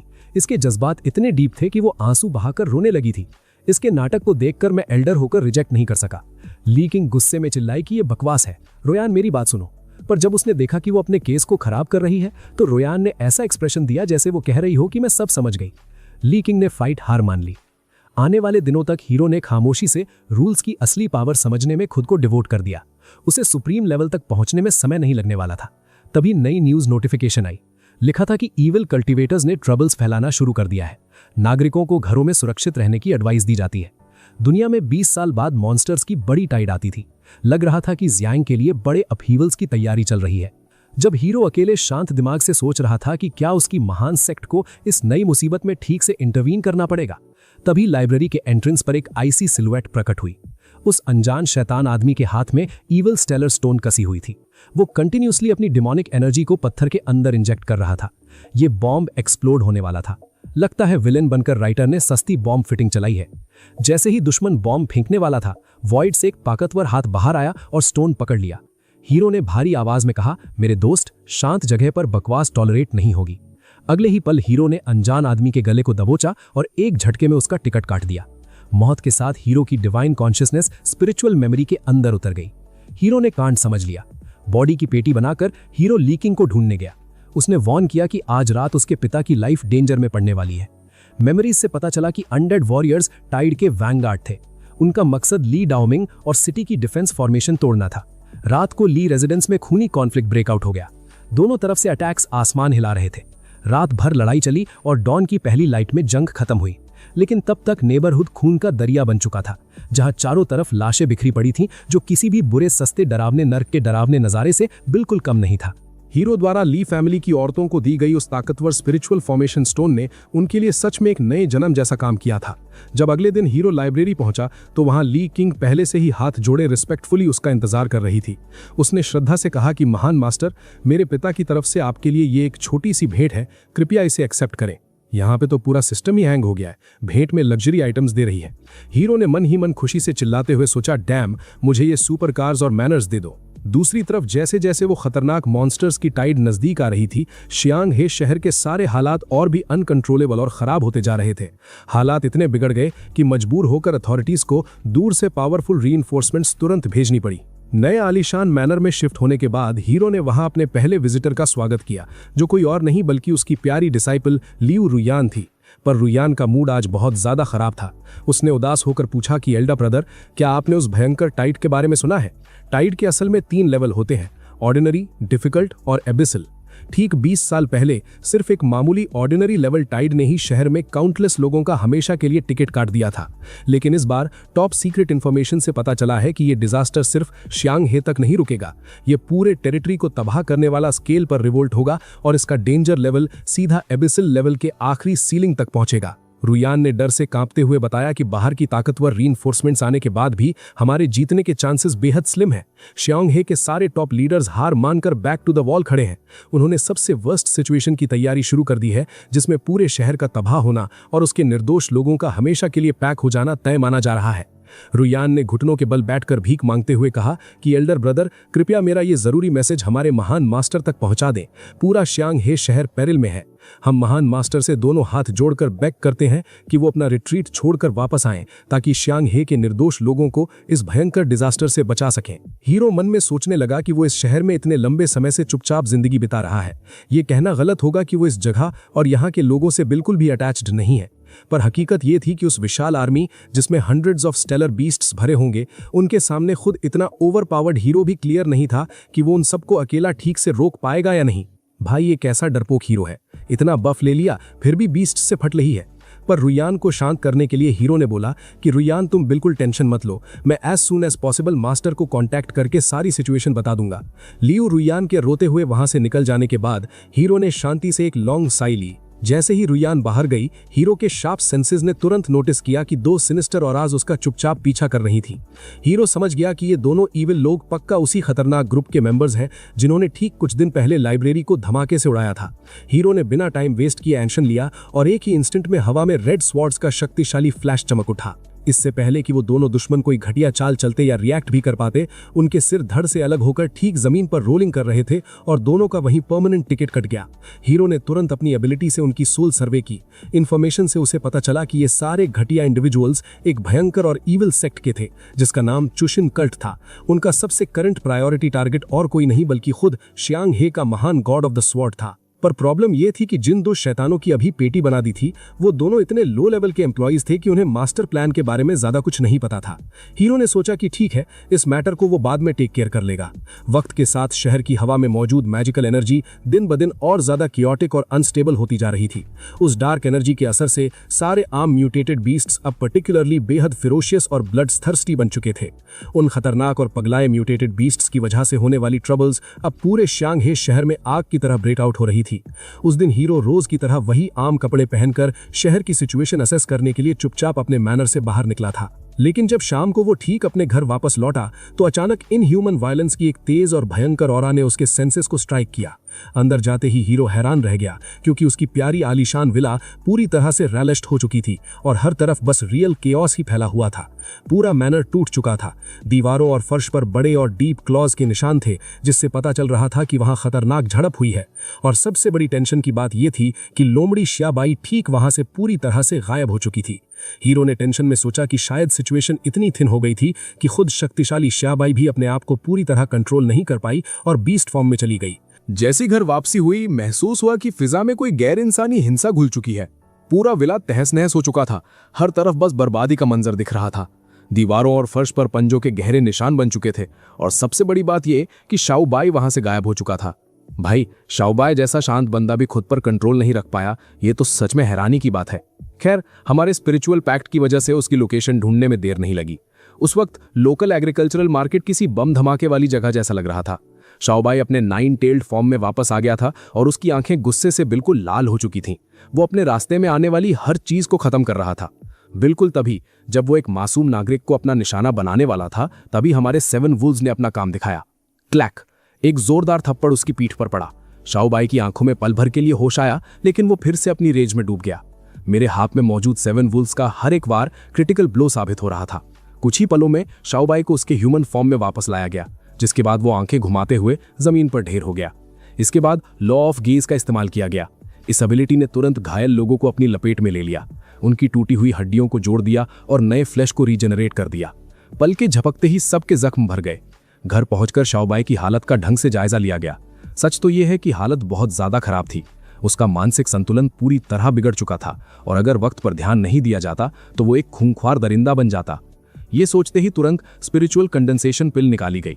एक एक्सपर्ट हीलिंग मसाज के साथ उस दवा ने काम किया और शाओबाई जल्दी ही होश में आ गया। लेकिन सबसे बड़ी हैरानी की बात तो ये थी कि ये मुसीबत उसके लिए एक वरदान बन गई। शाओबाई का लेवल अप होने वाला था। अचानक एक जोरदार धमाका हुआ और देखते ही देखते उसकी 3 टेल्स के साथ एक चौथी टेल भी निकल आई। ऑटर की पूरी फैमिली अब किंग लेवल से सीधा एम्परर लेवल पर पहुंच गई थी। रिवॉर्ड के तौर पर authentic treaty of the forge की एक कॉपी मिली। चलो, सिस्टम को कम से कम इतना तो पता है कि हालात टेंस है, इसलिए वो स्ट्रेंथ बढ़ाने के लिए गिफ्ट भेज रहा है। कम से कम इस सिस्टम में थोड़ी इंसानियत तो बची है। शाओबाई को आराम से लेटाकर तुरंत इल्यूशन ऑफ अवेकनिंग में ध्यान लगाया गया ताकि इस ट्रीटी को समझा जा सके। ये ट्रीटी रेंटेयर का एक अनमोल खजाना थी, जिसमें डिवाइन वेपन्स बनाने के सारे सीक्रेट तरीके लिखे थे। अगर दिल किया तो एक और डिवाइन स्वॉर्ड भी फॉर्ज की जा सकती थी। मगर दिक्कत यह है कि हाई लेवल वेपन बनाने के लिए उतने ही हाई लेवल मटेरियल्स की जरूरत होती है, जो फिलहाल सिर्फ एक सपना ही था। पर रुको, 9 टेल्ड फॉक्स का ख्याल आते ही दिमाग की बत्ती जली। क्राफ्ट्समैनशिप की रहस्यमयी आर्काइव्स में लिखा था कि 9 टेल्ड फॉक्स के शरीर का हर हिस्सा बेशकीमती ट्रेजर होता है। यहां तक कि उसका छोटा बाल भी बेहद यूजफुल माना जाता था। ये सोचते ही उसने नया मास्टर प्लान बनाया। सोती हुई शाओबाई की तरफ देखते हुए हीरो आहिस्ता से उसकी पूंछ के सिरे पास पहुंचा और चुपचाप बाल काट लिए। भाई, ये क्या लॉजिक है? ओवरपावर्ड बनने के चक्कर में बेचारी लोमड़ी के बाल काट रहा है। हीरो ने authentic treaty of the forge को बारीकी से पढ़ा और समझ लिया। जब हीरो उन सफेद बालों में अपनी स्पिरिचुअल एनर्जी इन्फ्यूज कर रहा था, अचानक बालों की सतह पर मिस्टीरियस रून्स प्रकट होने लगे। देखते ही देखते वो मामूली बाल हजारों स्टील नीडल्स में बदल गए, जिनकी चमक ग्लेशियल ग्लो जैसी खतरनाक थी। आखिर में उसने इस खतरनाक सेट में एक एडवांस्ड मैकेनिज्म जोड़ दिया। इस तरह एक सीक्रेट, एक्सक्विजिट और यूनिक वेपन ऑफिशियली तैयार हो गया।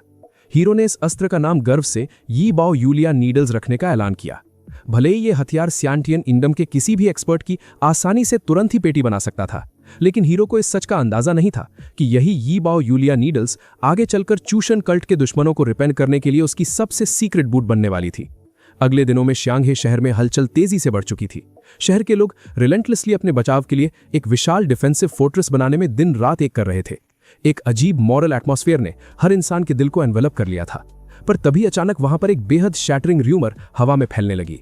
उस अफवाह ने लिटरली पूरे शहर के लोगों के दिमाग में आग लगा दी थी।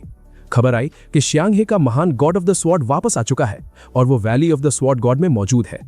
जब हीरो ने अपने घर की बड़ी स्क्रीन पर लाइव इमेजेस देखी तो उसे आंखों पर विश्वास नहीं हो रहा था। वो वहां बैठा कंप्लीटली हेल्यूसिनेट कर रहा था। आखिर हीरो को इस बड़ी बात का पता कैसे नहीं था? पर जब लाइव इमेजेस में ब्लैक ड्रेस पहने हुए सिलुएट को क्लियरली देखा गया तो पता चला कि वो अनजान इंसान बिल्कुल महान हीरो जैसा ही दिखता था। वो हीरो की शक्ल का एग्जैक्ट क्रैश्ड पोर्ट्रेट लग रहा था। हीरो ने गुस्से में सोचा कि ये घटिया बकवास है। कोई दुश्मन उसका रूप धारण करके इम्पोस्टर बन चुका था। यहां पे तो पूरा सिस्टम ही हैंग हो गया। ओरिजिनल हीरो टीवी देख रहा है और नकली जलवे बिखेर रहा है। खबर सुनते ही सारे लोग पागलों की तरह valley of the sword God की तरफ निकल पड़े। यहां तक कि पुलिस और मार्शल आर्ट्स एकेडमी के बड़े एक्सपर्ट्स भी मैदान पर ठीक इकट्ठे हो गए थे। वो सब वहां महान गॉड ऑफ द स्वॉर्ड की वापसी एडमायर करना चाहते थे। पर वहां खड़ा इम्पोस्टर अपनी क्रशिंग ऑरा छिपाने की कोशिश नहीं कर रहा था। उसकी टिरानिकल स्वॉर्ड ऑरा फ्रेनेटिकली हवा में स्टर कर रही थी, जैसे वो स्टॉल लगा रहा हो। भाई, ये क्या लॉजिक है? गॉड ऑफ द स्वॉर्ड मेले का मदारी बन गया है। भीड़ में सबसे पहले जिसने इम्पोस्टर की असलियत पर ध्यान दिया वो हीरो की लॉयल डिसाइपल लियू रुयान थी। उसे तुरंत महसूस हुआ कि वहां कुछ गड़बड़ रिंगिंग कर रही है। उसने हैरानी से मन ही मन सोचा कि मास्टर वापस आए हैं। अगर ऐसा है तो हम डिसाइपल्स को भनक कैसे नहीं लगी। इसके अलावा स्टेज पर खड़े इंसान की ऑरा मास्टर की शांत ऑरा से टोटली डिफरेंट थी। असल मास्टर की शख्सियत तो महान रेक्लूस सेज जैसी शांत थी। उनकी चमकती ऑरा दुनिया के मोह माया से रिमूव्ड थी और एक ट्रांसेंडेंट रूप दर्शाती थी। लेकिन ये नकली इंसान पावर को ऐसे निकाल रहा था जैसे उसके पास कोई एबिलिटी हो जिसे डिस्प्ले करना कंप्लीटली अलाउड ना हो। जैसे जैसे जमीन पर लोगों की संख्या बढ़ती जा रही थी, false god of the sword ने आवाज अहंकार के साथ प्रोजेक्ट किया। उसने ऐलान किया कि उसने इस शहर को कितनी बार तबाही से बचाया है, तो अब वक्त आ गया है कि वो मेहनत के बेनिफिट्स को आराम से रीप करे। उस फेक आदमी के लालची शब्दों को सुनते ही मैदान में खड़ी लाखों लोगों की भीड़ उबलने लगी और बॉइलिंग पॉइंट पर पहुंच गई। उन भोले लोगों ने अलायंस में अपने पास मौजूद सारे कीमती गुड्स नकली हीरो के कदमों में रखने शुरू कर दिए। तभी अचानक वहां पर एक ठंडी स्क्रीमिंग आवाज गूंजी, तुम सब यहीं शांति से खड़े रहो। यह आवाज रुयान की थी। गुस्से को कंट्रोल करते हुए ल्यू नुयान ने अपनी लॉन्ग स्वॉर्ड मयान से बाहर निकाली और धार ब्लैक ड्रेस वाले आदमी के चेहरे पर पॉइंट कर दी। उसने चिल्लाते हुए चैलेंज किया कि तुम बिल्कुल भी गॉड ऑफ द स्वॉर्ड नहीं हो सकते। राइटर का प्लॉट आर्मर यहां पर क्लियर दिख रहा है। एक छोटी डिसाइपल ने पब्लिक के सामने अकेले इतने बड़े सिस्टम को चैलेंज कर दिया। ये नाटक लाइव फीड पर देखते ही हीरो एक सेकंड में सब कुछ समझ गया। उसने अंदाजा लगाया कि यह पक्का कल्ट ऑफ द बीस्टियल गॉड के हर्मिट्स का गैंग होगा। वो सारे दुश्मन पब्लिक ओपिनियन के मैसिव प्रेशर को घटिया टूल की तरह यूज करके हीरो को वहां आने के लिए फोर्स करना चाहते थे। ल्यू रुयान के बोल्ड चैलेंज के बाद ली किंग और एकेडमी के डायरेक्टर ने बिना डर के कदम आगे बढ़ाया। उनकी आंखों में गॉड ऑफ द स्वॉर्ड का प्रेस्टीज सॉइल्ड नहीं हो सकता था। ये विरोध देखते ही उस ब्लैक क्लोथ्स वाले खतरनाक आदमी ने नाटक बंद कर दिया। अगले ही पल उसकी तलवार से निकली वायलेंट ऑरा ने इंस्टेंट ठीक पूरी वैली को स्वीप कर लिया। उस शैतान ने गरजते हुए चिल्लाया कि श्यांग हे के हीरो सामने आकर ठीक टकराओ। वहां नीचे खड़े आम सिविलियंस उस क्रशिंग प्रेशर को बर्दाश्त करने में स्ट्रगल करने लगे। उन मासूम लोगों के नाक और मुंह से लाल लिक्विड इंस्टेंटली फ्लो होने लगा जैसे टिकट कटने वाला हो। वो चाहता था कि महान हीरो आखिर में डिसऑनर्ड हो जाए। उस आदमी ने डार्क स्पिरिचुअल एनर्जी से वहां एक टेरिफाइंग ग्रेविटी जोन फॉर्म कर दिया। ये सेलेस्टियल पावर आसमान से जमीन पर ऐसी गिरी जैसे वैली के जिंदा लोगों को क्रश करके इंस्टेंटली पेटी बना देगी। पर तभी हराइजन पर एक भयंकर पर्पल ग्लो आकर ठीक उसके सीने पर स्ट्राइक होने वाली थी। दोस्तों, इससे पहले कि वो नकली बहरूप या होश वापस ला पाता, पर्पल ग्लो हजारों किलोमीटर की दूरी एक सेकंड में तय करके उसके सामने आकर खड़ी हुई। उस ग्लो को देखते ही नकली शैतान का दिल धड़कना बंद हो गया। जब तक डर के मारे वो कोई रिएक्शन देता, बहुत देर हो चुकी थी। ओवरपावर्ड हीरो की चमकती महान डिवाइन स्वॉर्ड ज़िवेई ने आसमान से हजारों बिजलियों की भयंकर फ्यूरी को एक साथ अनलीश किया और पल भर में दुश्मन के सीने को बुरी तरह चीर दिया। तुरंत वहां ब्लैक रोब पहने हुए नया शक्तिशाली सिलुएट प्रकट हुआ और उसने दुश्मन की टॉर्सो में धसी खतरनाक ब्लेड एक झटके में आराम से बाहर निकाल ली।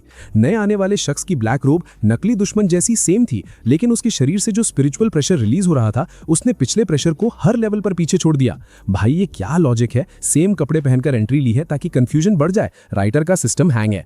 वहां विशाल कैनियन की टेंशन हमेशा के लिए डिसिपेट हुई। तेज हवा का डरावना शोर भी अचानक रुक गया। मैदान में नीचे खड़े मासूम लोग जिनके चेहरे आंसुओं से भीगे थे, उन्हें महसूस हुआ जैसे साक्षात भगवान देख लिया हो। सब लोग समझ गए कि यही असली स्वॉर्ड्समैन मास्टर है। उस वक्त महान हीरो जमीन पर गिरे नकली मैन इन ब्लैक को गुस्से में घूर रहा था। ठीक उसी पल जब डिवाइन स्वॉर्ड ज़िवेई ने दुश्मन को पियर्स किया, दुश्मन के दिल ने चुपचाप एक अजीब रून की फीलिंग को अंदर आने दिया। अगले ही पल वो रहस्यमयी रून तेज फ्लैश ऑफ लाइट के साथ वहां एक्सप्लोड हुआ। नकली मैन इन ब्लैक जैसे डरावने नाइटमेयर से बाहर आ रहा हो, अचानक अपनी सारी वाइटैलिटी वापस पा गया। ये दरअसल एक भयंकर डेडली सब्स्टिट्यूशन एबिलिटी थी जिसका इस्तेमाल उसने जान बचाने के लिए किया। यहाँ पे तो पूरा सिस्टम ही हैंग हो गया। विलन को मुफ्त का प्लॉट आर्मर और बफ दे दिया। उस घटिया दुश्मन की इस चालाकी ने हीरो को भयंकर गुस्सा दिला दिया और उसने अपनी आंखों में उबलते हुए मर्डरस इंटेंट को ठीक से अनलीश कर दिया। जैसे ही डिवाइन स्वॉर्ड ज़िवेई की नोक दुश्मन के स्कल पर ठीक गिरने ही वाली थी, वो नकली दुश्मन आसमान की तरफ देखकर रोते हुए जोर से चिल्लाया, मेरे महान लॉर्ड, मुझे जल्दी बचाइए। अचानक उसके सामने की जगह अचानक क्रैक हुई और एक्सप्लोड हो गई। उस टूटी हुई जगह से गोल्डन मास्क पहना हुआ बूढ़ा अजीब रूप में बाहर आया। उसने हाथ के मामूली इशारे से ही हीरो की डेडली तलवार को पूरी तरह स्प्रे करके रोक दिया। उस बूढ़े की डरावनी ऑरा में हीरो ने लॉज की असली ताकत को महसूस किया। यह साफ था कि दुश्मन भी हीरो के सेम रैंक पर मौजूद था। दोनों योद्धा हाफ सुप्रीम रैंक पर थे। बिना किसी हेजिटेशन के महान हीरो ने अपने हाथ खोले और एक पुरानी फॉर्मेशन डायग्राम को तुरंत इन्वोक किया। अपने हाथ को आसमान के स्टार्स की तरफ रेस करते हुए हीरो ने वहां मिस्टिकल जेस्चर्स बनाए। पूरा विशाल फर्मामेंट अब एक कैनवस बन चुका था और आसमान के 7 स्टार्स उसके फाउंडेशन थे। एक पल में ग्रेट बेयर की विशाल कॉन्स्टलेशन आसमान में ड्रॉ हो गई। ये देखकर गोल्डन मास्क वाले बूढ़े ने जोर से टॉन्ट मारा कि तुम मेरे सामने एक फॉर्मेशन डिप्लॉय करने की हिम्मत कर रहे हो? तुम खुद मौत ढूंढ रहे हो। जब वो महान celestial formation of the 7 stars पूरी तरह कंप्लीट हुई, तब हीरो ने अहंकार में जवाब दिया कि तुम खुद मौत ढूंढ रहे हो।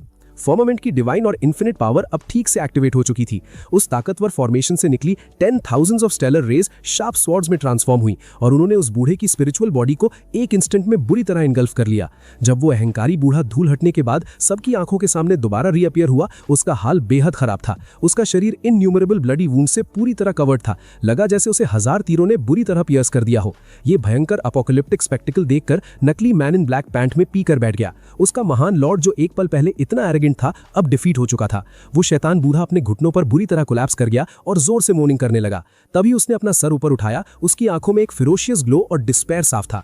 एक पागलों जैसी हंसी हंसने के बाद उसके शरीर की स्किन बुरी तरह क्रैक होने लगी और सारे पोर्स से लाल लिक्विड बाहर निकलने लगा। उसने रोते हुए ऐलान किया कि महान डिवाइन कल्ट के लिए वो बिना किसी रिग्रेट के बलिदान देगा। हीरो ने सोचा कि बकवास बूढ़ा खुद को सेल्फ डिस्ट्रक्ट करेगा। उसने टारगेट हीरो पर लॉक किया। 2 लाइटनिंग बोल्ट्स, एक लाल और दूसरी पर्पल, सीधा बादलों की तरफ शूट हुई। वहां वैली में ली दाओमिंग डरावना नजारा देख रहा था। वो समझ गया कि आगे आखिर क्या होगा। महान स्वॉर्ड्समैन चाहे तो आसानी से सुसाइडल टेक्निक को अवॉइड कर सकता था, लेकिन अगर हीरो ने उस मैडमैन को शहर तक आने दिया तो पूरा जियांगहर शहर हमेशा के लिए पूरी तरह से एनाहिलेट हो जाएगा और लाखों लोगों की पेटी बन जाएगी। लेकिन आखिरी साइन के आगे दाओमिंग डर गया। वहां शांति बहुत एलोक्वेंट और डरावनी थी। भीड़ की आंखों से आंसू बहने लगे थे। लियू रुयान का चेहरा आंसुओं से बेद्र था। वो डर से रो रही थी ताकि आसमान में लॉन्च होकर मास्टर को बचा ले, लेकिन अब बहुत देर हो चुकी थी। वो लाल और पर्पल लाइटनिंग्स आसमान में एक भयंकर शैटरिंग नॉइज के साथ टकराईं और बादलों में मॉर्टल केज फॉर्म कर दिया। वहां होने वाला डेफनिंग रकस सीधा किसी आने वाले अपोकलिप्स जैसा लग रहा था। उस विशाल ब्लास्ट की भयंकर शॉक वेव ने 10,000 मीटर्स की दूरी पर हाउसेस को पूरी तरह से कंप्लीटली डिस्ट्रॉय कर दिया। अगले ही पल पूरी दुनिया एक ब्लाइंडिंग व्हाइट लाइट में ड्राउन हो गई। एक मौत जैसी शांति सेटल हुई। लंबा वक्त गुजरने के बाद व्हाइट लाइट आखिरकार क्राउड की एंग्शियस आंखों के सामने डिसिपेट हुई। किसी ने शाउट किया कि गॉड ऑफ द स्वॉर्ड जीत गए हैं। भीड़ ने डेफनिंग एक्लेमेशंस में एक्सप्लोड किया। आसमान में हीरो के कपड़े भले स्टेन थे, पर वो स्वॉर्ड पकड़े खड़ा था। क्राइसिस ओवर था। दरअसल उसने आखिरी सेकंड में क्लोन बनाकर शॉक झेल लिया था। इस एक्सप्लोजन और दुश्मन के सेल्फ डिस्ट्रक्शन से हीरो को सुप्रीम किंगडम का नया अंडरस्टैंडिंग मिल गया। बूढ़े की लाइफ एक डायनामाइट बनी।